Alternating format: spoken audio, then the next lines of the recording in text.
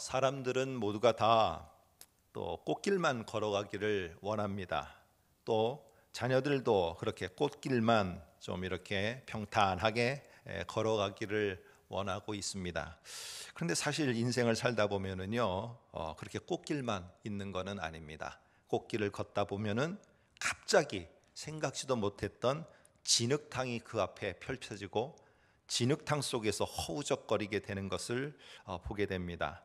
그러면은 내가 걸었던 꽃길, 내가 갔던 모든 길들은 다 잊어버리고 그 진흙탕 속에서 허우적거리며 머물게 되는 것들을 우리들 스스로도 또 보게 되고 또 그렇게 경험한 분도 있을 것입니다. 여러분, 그럴 때 그 진흙탕 속에서 여러분들은 무슨 생각을 하십니까? 내가 가는 인생의 꽃길은 끝났구나.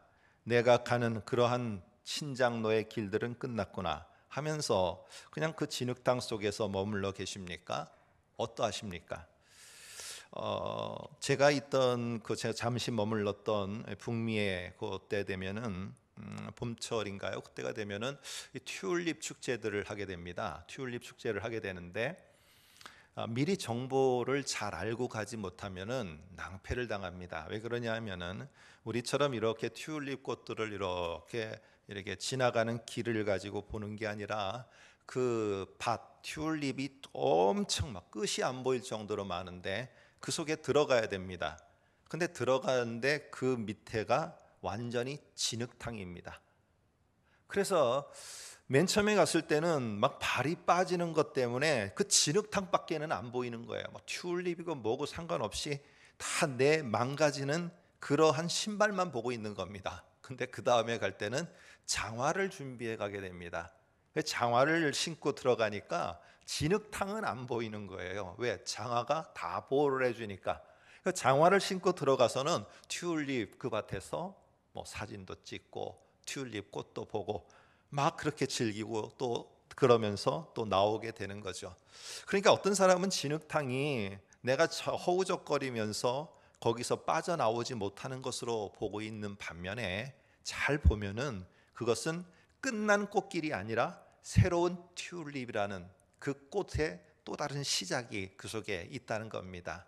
오늘 여러분들과 저는 장화를 신고 단단히 무장을 한다면은 내가 가는 길에 진흙탕을 만난다 할지라도 진흙탕을 진흙탕으로만 보는 게 아니라 잘 보면은 거기에 피어 있는 또 다른 종류의 꽃들을 볼 수 있는 기회가 주어진다는 겁니다.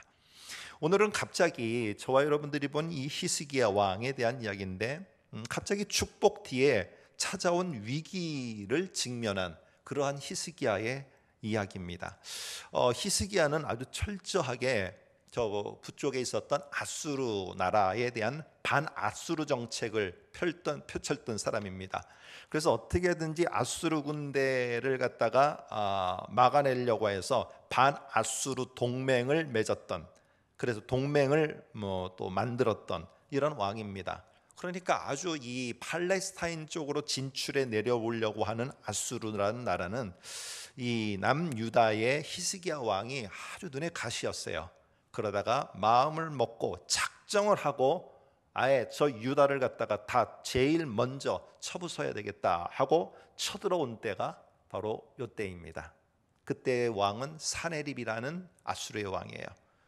이 왕이 아주 작정을 하고 내려옵니다. 그런데 침공을 할 때 이때의 배경을 타이밍을 32장 1절에서는 뭐라고 말하냐면 이렇게 말해요. 이 모든 충성된 일을 한 후에라고 이렇게 말합니다. 이 말은 앞에 여러 가지 히스기야가 신앙을 바로 세우려고 하고 우상들을 철폐하고 사람들을 하나님의 말씀으로 불러 모으고 한 이런 여러 가지 일들이 있습니다. 그런데 31장 20절 21절에 보니까 그 앞에 절들입니다. 그가 어떻게 했는지를 아주 집요하게 두 절에다가 요약을 해놨어요. 앞에 화면을 보시면 이렇게 되어 있습니다. 그의 하나님 여호와 보시기에 선과 정의와 진실함으로 행하였으니 그가 행하는 모든 일 곧 하나님 전에 수종드는 일에나 율법에나 계명에나 그의 하나님을 찾고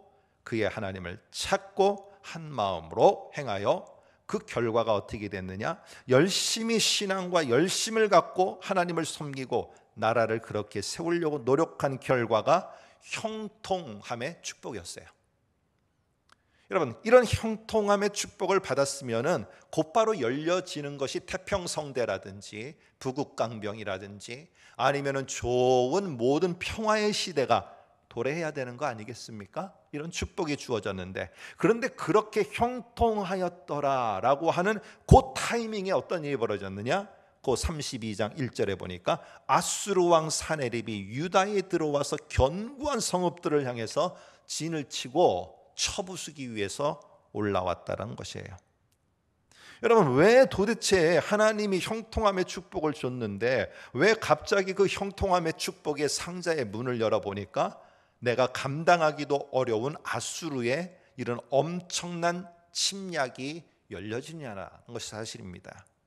여러분, 이런 형통함 뒤에 갑작스럽게 찾아온 위기, 이것을 맞닥뜨린 히스기야와 유다의 백성들, 내가 어렵게 자금을 모아서 뭔가를 시작해 보려고 뛰어들었는데 그 뛰어들어서 내가 문을 탁 여니까 생각지도 못하게 나에게 다가온 코로나19라는 상황. 여러분, 이런 위기 앞에서 정말 어떻게 우리는 해야 됩니까? 저도 참 그런 게 답답해요. 어떤 사업장이 열려서 개업 예배를 했는데 그 다음에 이런 위기가 찾아온 거예요. 여러분, 내가 생각하는 것처럼 결혼과 또 내가 생각하는 것처럼 졸업을 해서 직장을 들어갔는데 그 직장에 들어가서 생활하는 인턴 생활을 하는 이 젊은이들의 삶은요, 완전 전쟁터를 방불케 하는 엄청난 피 터지는 싸움이 그 속에서 있어요.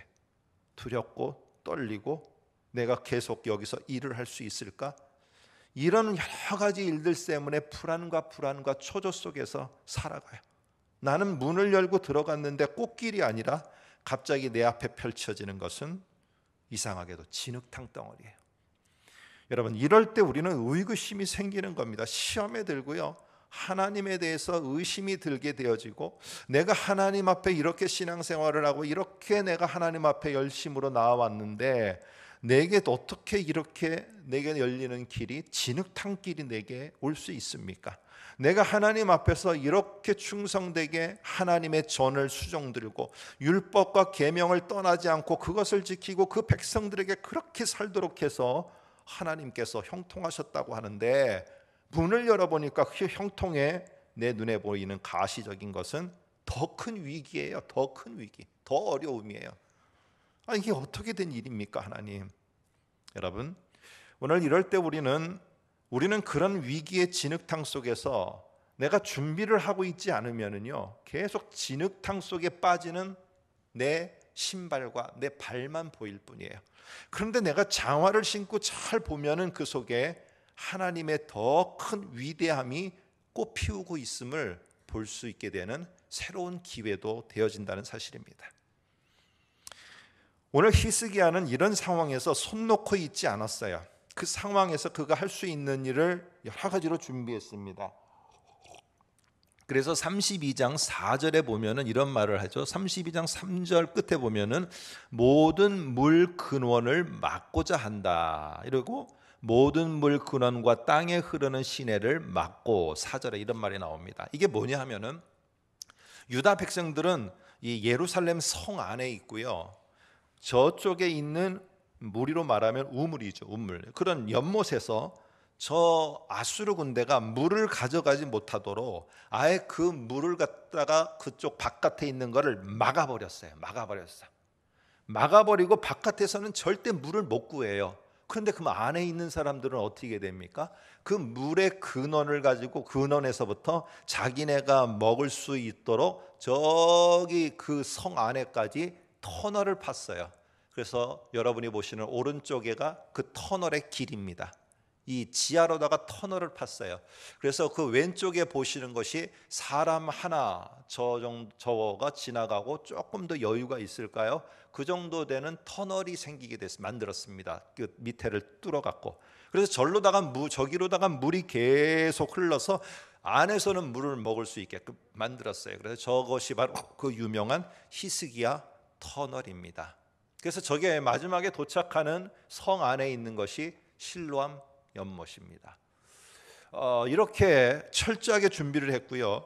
성벽도 복원을 하고 망대도 건축을 새로 하고요. 건축 모든 것들을 철저히 준비했어요. 그리고 무기와 방패도 제작했어요.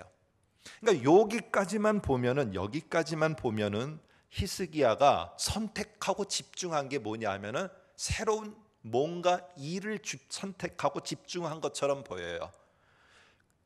여기에만 집중하고 여기에만 선택하고 여기에 뭔가를 내가 했으니까 이걸 갖고 내가 뭔가를 해볼 것처럼 보여요. 그 히스기야의 선택은 뭐냐? 터널을 뚫어서 물을 끌어오고 바깥은 막아버리고 성벽을 보수하고 망대를 건축하고 무기를 제작하고, 이게 그가 선택한 것이고 집중한 일처럼 보여요. 그런데 잘 보면은 진짜 히스기야가 선택하고 집중한 거는 이게 아니었어요. 이거를 내가 막 애써서 여기에 내가 집중해야 돼, 여기 선택해야 돼 하고 이렇게 히스기야는 끝내지 않았어요. 히스기야는 어떻게 했느냐? 백성들을 모아놓고 우리가 진짜 선택해야 될 게 무엇이고 집중해야 될 게 무엇인지를 선명하게 선포했어요. 우리가 정말 선택해야 될 게 뭐냐? 손 놓고 있으라는 게 아니다. 공부도 안 하고 내가 직업도 알아보지도 않고 내가 열심히 뭔도 일도 안 하고 그냥 가만히 있으라는 게 아니다. 열심히 한다. 그러나 나에게 있어서의, 진짜 내 인생에 있어서의 선택하고 집중해야 될 것은 그것보다 더 중요한 근본이 있다. 너희들도 분명히 알아라. 나도 그것을 잊지 않고 있겠다라고 하면서 백성들을 불러놓고 33장 7절 8절에 보면은 이렇게 말합니다. 앞에 화면을 보시면은요, 이렇게 말합니다. 온 무리로 말미암아 두려워하지 말라. 그 다음 말입니다. 우리는 우리와 함께 하시는 이가 그와 함께하는 자보다 훨씬 크니 우리의 선택과 집중은 우리와 함께 하시는 그분이 바로 우리의 선택이 돼야 되고 그분이 우리의 집중이 돼야 된다. 그러면서 그 다음에 보시게 되면은 8절에 보면은 그와 함께하는 자는 육신의 팔밖에 안 돼. 이거는 인간의 허약하고 인간의 보잘것없는 힘밖에는 안 돼. 그러나 우리와 함께 하시는 이는 여호와 하나님 여호와시다. 어디에 우리가 선택하고 어디에 집중해야 되겠느냐 하면서 여기에 히스기야는 대조를 이룹니다. 이렇게 보시게 되면은요, 성경을 보면은 우리와 함께 하시는 이, 그와 함께 하는 자, 그걸 대조를 해요. 그와 함께 하는 자는 육신의 팔이에요. 근데 우리와 함께 하는 이는 여호와 하나님 여호와예요. 이럴 때 우리는 여러 가지 준비를 했지만은 우리가 그렇다고 놓쳐서는 안 되는 진짜 중요한 선택과 집중은 바로 우리의 하나님 여호와시다. 이거를 우리는 잊어서는 안 된다 하면서 용기를 북돋아 주고요, 그들이 집중하고 살아가야 될 근본, 바로 베이직이 무엇인가를 가르칩니다. 선포합니다. 그랬더니 유다 백성들이 반응이 나옵니다. 32장 8절에 보니까 이렇게 말합니다. 반드시 우리를 도우시고 우리를 대신하여 싸우시리라 하며 백성이 유다 왕 히스기야의 말로 말미암아 안심하니라 하면서 그들이 용기를 얻게 됩니다. 여러분, 히스기야, 우리 지금 역대하는요, 히스기야의 좋은 면만 이렇게 부각을 시킵니다. 왜 그러냐면은 유다 백성들이 나중에 포로 생활하다가 귀환했기 때문에 유다 백성들의 아이덴티티, 정체성을 더 명확하게 하기 위해서 히스기야의 좋은 부분만 이렇게 부각을 시켜요. 근데 열왕기에 보게 되면은 열왕기하 18장 14에서 16절 보면은 아수르가 1차 침입을 하게 됩니다. 근데 1차 침입을 했을 때 보여준 반응은요, 히스기야가 그 왕에게, 아수르 왕에게 곡물을 갖다 바칩니다. 여러 가지 은금을 바칩니다. 그리고는 심지어 성전 문에 입힌 금까지 다 뜯어다가 갖다가 이 왕한테 갖다 바칩니다. 그래서 회유를 시켜서 돌려보내려고 했던 게 1차 아수르 침공 때 히스기야가 보였던 모습이에요. 그는 오로지 선택했던 게 뭐냐면 이거 다 뜯어서가 내가 다 줘서 회유시켜서 돌려보내는 거. 이게 그에게 있어서의 선택이고 집중하는 삶이었어요. 근데 2차에 오늘 우리가 본 거는 2차 때는 완전히 달랐어요. 그의 선택과 집중은 금, 은, 보화로다가 회유가 아니었어요.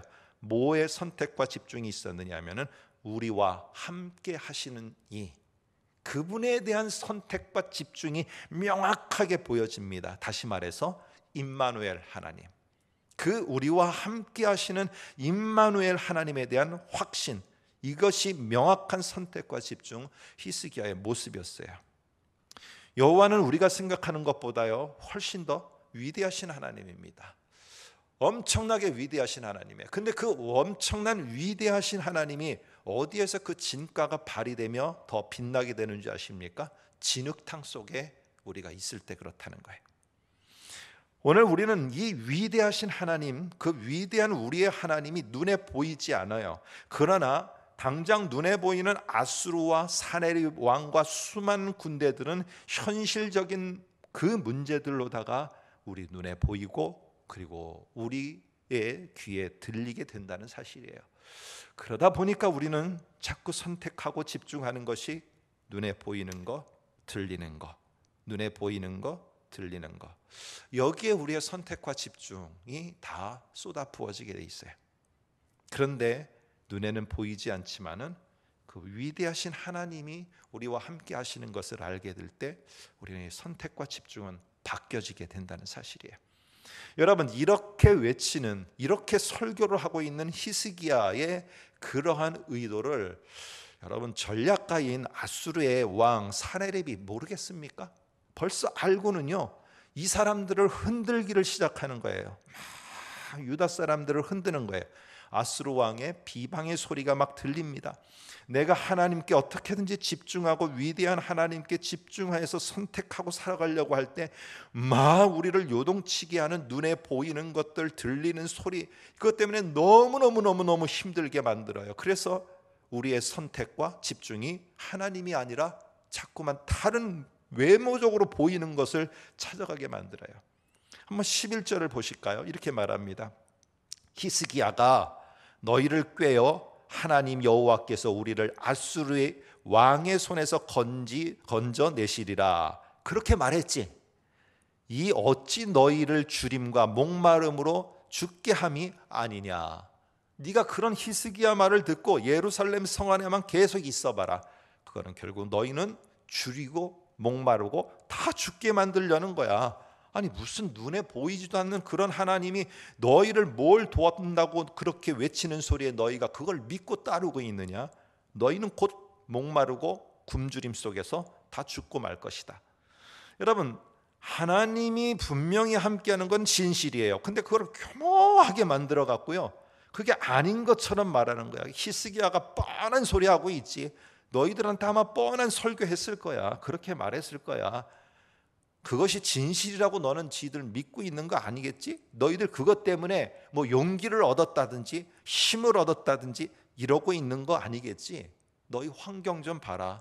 너희 지금 당장 내일 모레까지 막아야 될 그런 경제적인 것들이 얼마나 많은데 너 그러면서 하나님이 너희를 돕는다든지 너희와 함께하고 있다든지 이런 말 너희들 믿고선 그거 따라가고 있는 거 아니지? 여러분, 이런 말로다가 계속 사네립의 왕이 그 자기의 신하를 보내서 계속 말을 합니다. 너희들은 해봐야 그 성읍 안에서 괜히 너희들 서로 위로만 하고 있을 뿐이지 시간이 지나가면 갈수록 목마름에 허우적거리다가 결국 그 왕도 원망하고 니네가 믿는 신도 원망하고 결국에 너희는 죽음의 길로 내닫게 될 것이다. 여러분, 이런 말을 계속 듣고 있다고 생각해 보세요. 어떻겠습니까? 이 사람들이 아무리 신앙이 좋은 유다 백성이라 할지라도 그 마음이 요동되지 않겠어요? 너희가 굶어 죽게 됐는데 무슨 신앙이고 무슨 예배 회복이고, 야 배부른 소리 하지 마. 네가 지금 당장 보이는 게 니네가 틀어막아야 될 일이 지금 얼마나 많은데 이건 못 틀어막으면 다음 달에는 뚝이 무너져. 뚝이 무너지는 거 못 틀어막으면 다음에는 댐이 무너져. 넌 큰일이야. 이런 말 속에 계속 내 마음이 요동치고 힘들고 눈에 보이는 일은 너무너무 어려운 거예요. 하나님께서 분명하게 21절에 형통 다음에 그 형통이 이게 형통입니까? 어떻게 되라는 말입니까? 여러분 17절에도 보니까 편지를 통해서도 보냅니다. 18절에는요 유다 말로 다 통역관을 세워갖고 말을 합니다. 그런데 한번 보시면은 17절에 이렇게 말합니다. 모든 나라의 신들이 그들의 백성을 내 손에서 구원하여 내지 못한 것 같이 히스기야의 신들도 그의 백성을 내 손에서 구원하여 내지 못하리라. 이렇게 말하는 거예요. 그러니까 여호와 하나님을 어느 정도로 생각하느냐? 다른 나라에 있는 종교의 신들, 인간이 만들어낸 그런 허접한 신들밖에 안 된다는 거예요. 그래서 하나님이라고 말하지 않고 뭐라고 말하느냐? 히스기야의 신들이라고 말해요.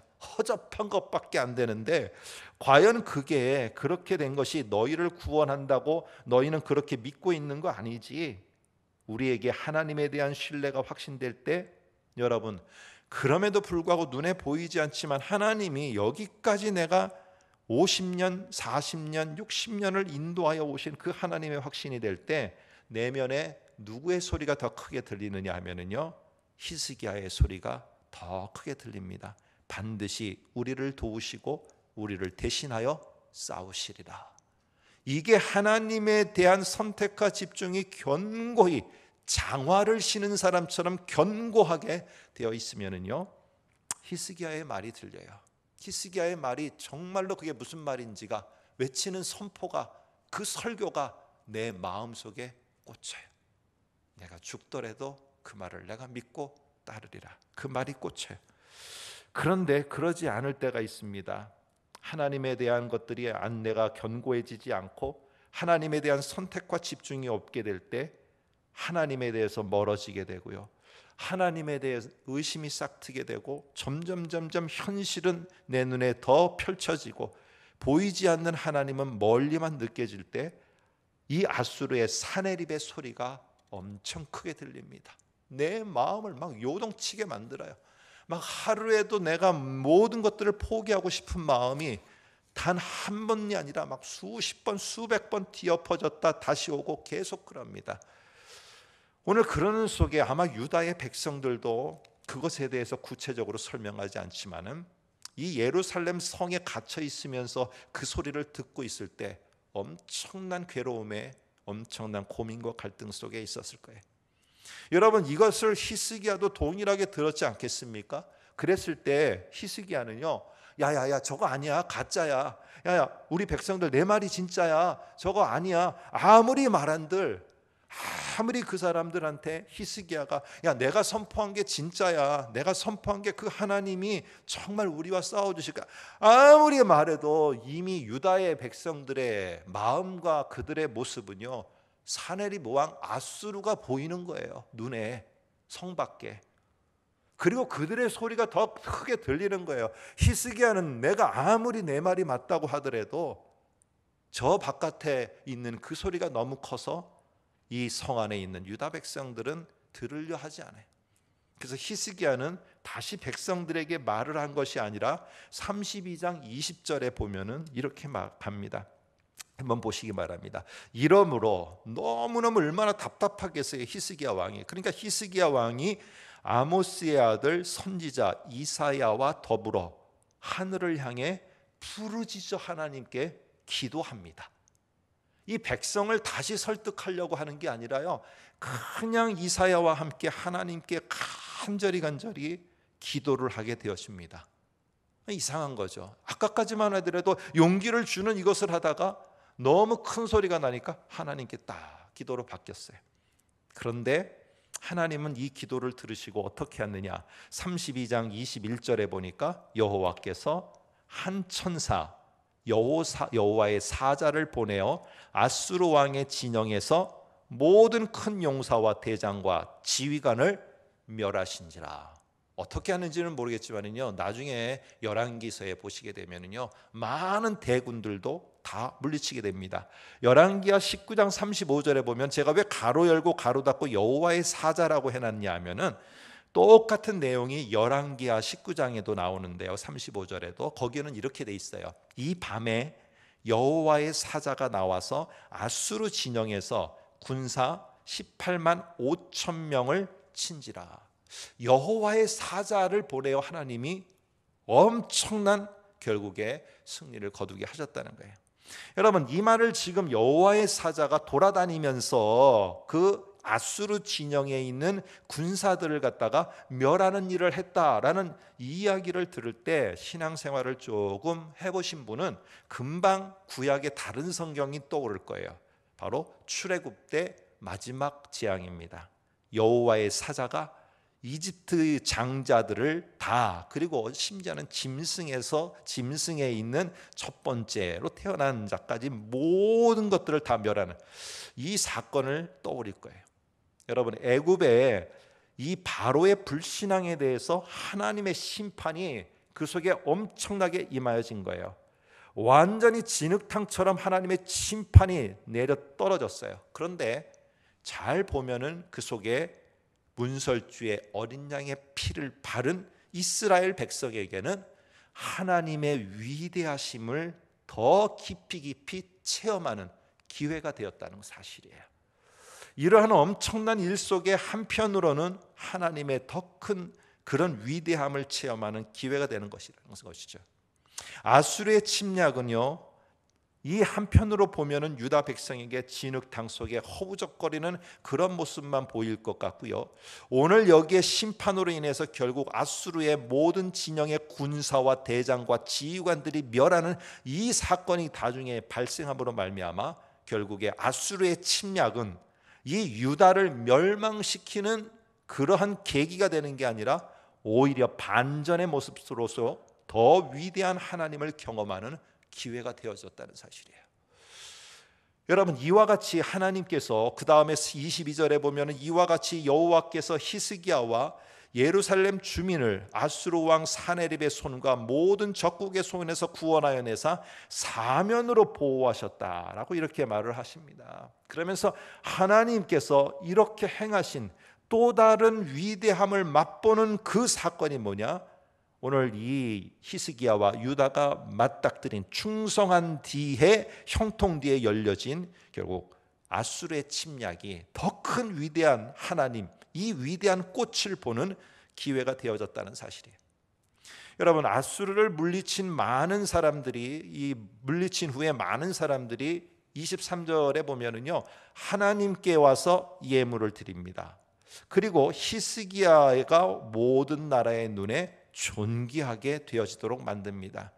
결국 여호와께 와서 이 주변 국가들이, 이 사건 이후에 주변 국가들이 여호와께 지금 예물을 드렸다라고 하는 거는요, 뭘 말하느냐 하면은 여호와의 위대하심이 나타나는 증거가 된 거예요. 그러니까 이 사네립이 쳐들어온 게 유다가 망하게 되는 계기가 아니라요, 오히려 그들이 믿고 있었던 하나님이 더 위대하시다는 것을 인정하고 모든 주변 사람들이 인정하는 계기가 된 거예요.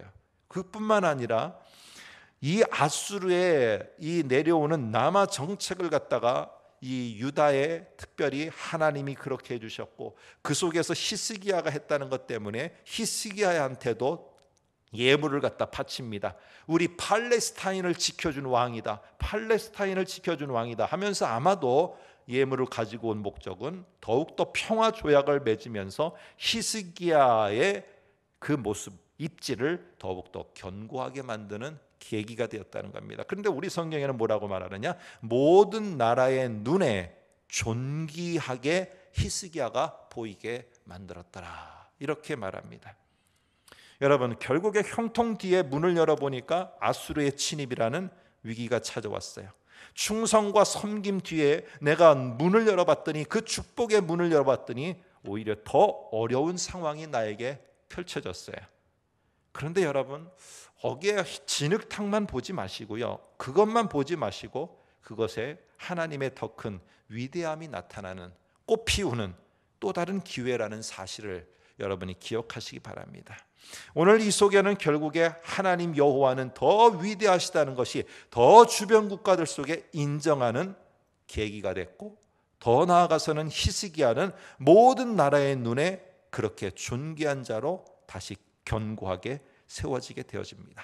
사랑하는 성도 여러분, 이번 한 주간도 어려운 상황 속에서 내가 생각지도 못했던 진흙탕에서 내가 장화를 신는 것처럼 견고하게 하나님에 대해서 다 쓰시고 그 하나님의 말씀으로 하나하나 내 장화를 신었고 다시 한번 쳐다보시면서 그 속에 하나님의 더 위대하심, 더 놀라우신 역사하심, 이런 것들을 볼 수 있는 기회가 되시고 이번 한 주간도 그런 위대하고 강하신 하나님의 도우심이 여러분의 현장 속에, 여러분의 삶 가운데 있기를 주님의 이름으로 간절히 부탁드립니다.